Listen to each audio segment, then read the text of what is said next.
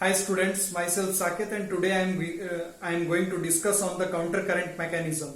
So what is the counter current mechanism and what are its significance? That two things I am going to discuss today with you. So what is the significance of counter current mechanism? The significance of counter current mechanism is to make our urine concentrated.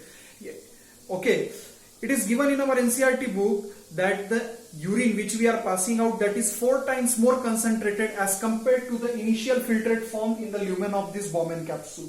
And one more thing you know about the GFR, glomerular filtration rate or glomerular filtrating rate, that is 125 ml per minute. That means the volume of filtrate formed by the kidney per minute, that is called as the glomerular filtration rate, that is the 125 ml per minute. And in whole day, total 180 liter of the filtrate formed by our kidney.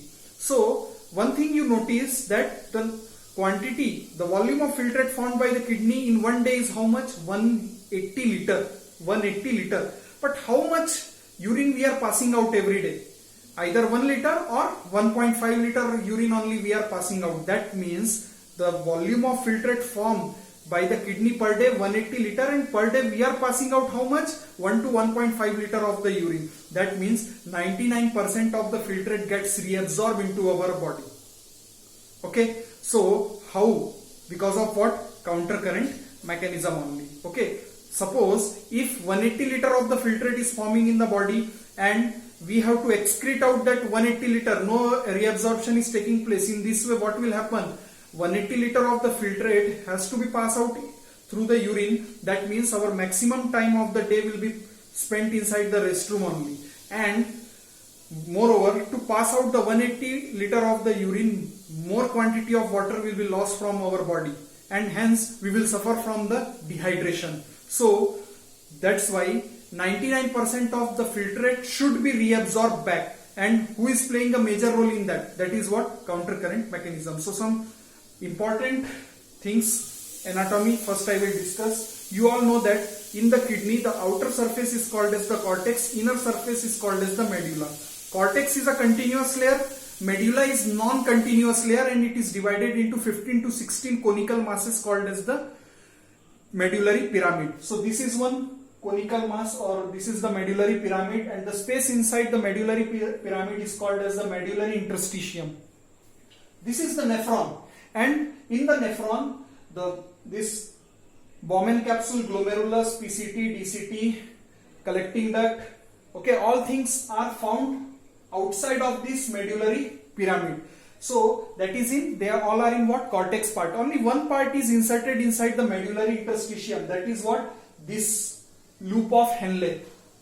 The loop of Henle is the only part of the nephron which is inserted inside the medullary interstitium.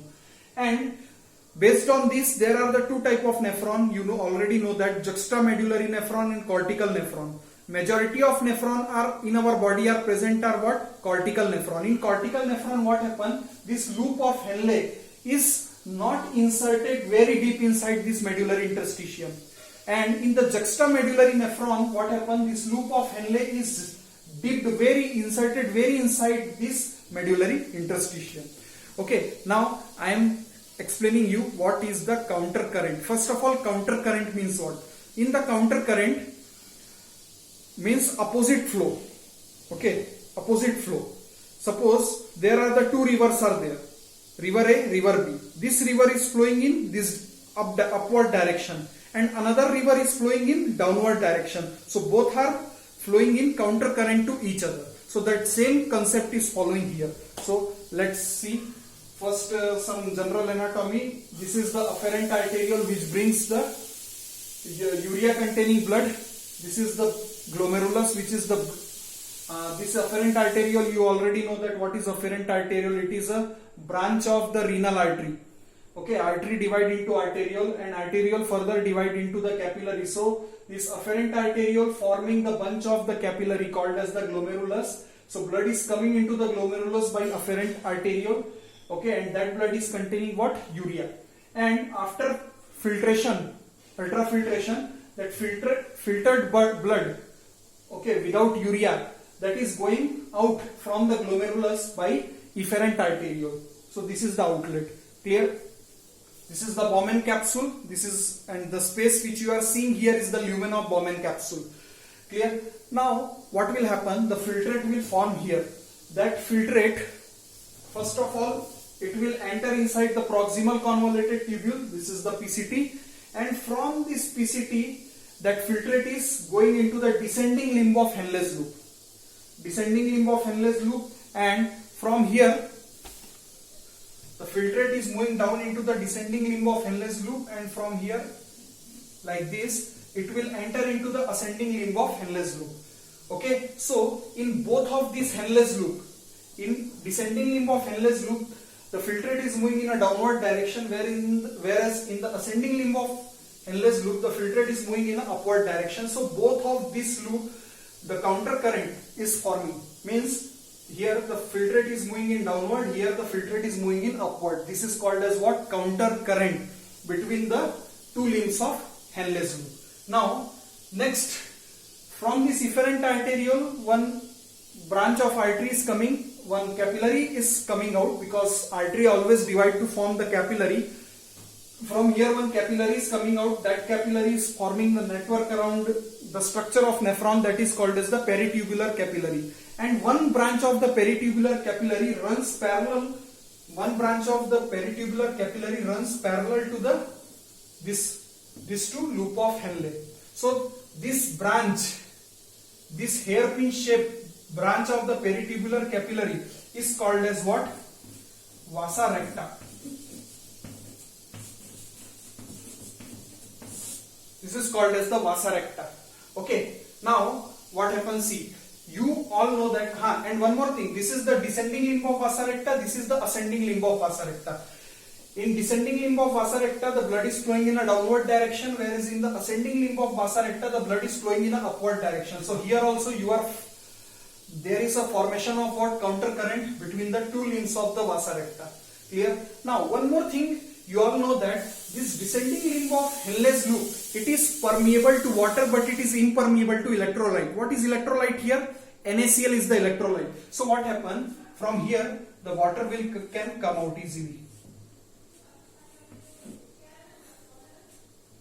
Okay, water can come out, but NaCl can't able to come out. So if water will come out, then what will happen? When the filtrate is moving downward, it become what? Concentrated.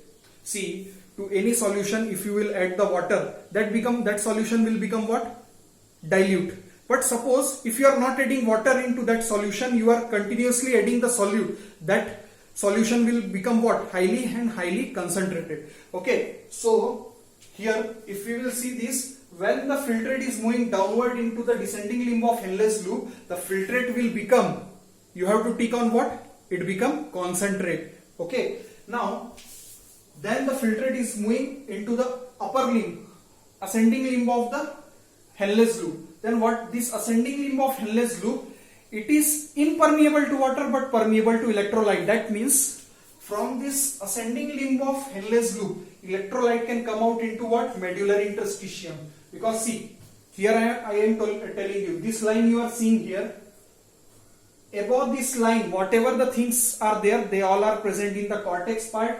Below this line, this is what? Medulla. So see, cortex I have written. Above this line, this part is coming under the cortex, and below this line, this full part is coming under what? Medulla. This part, medullary interstitium.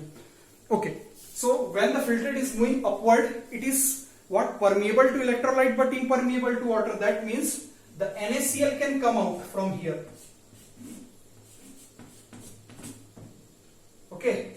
NaCl can easily come out from here. Clear? Okay. So while the filtrate is moving upward, it become concentrate or dilute? It become what? Dilute. Why? Because the electrolyte solute is coming out, but the liquid, that water, will be remain in the filtrate. That's why the filtrate will become dilute when it is flowing in the ascending limb of Henle's loop. Clear up to here?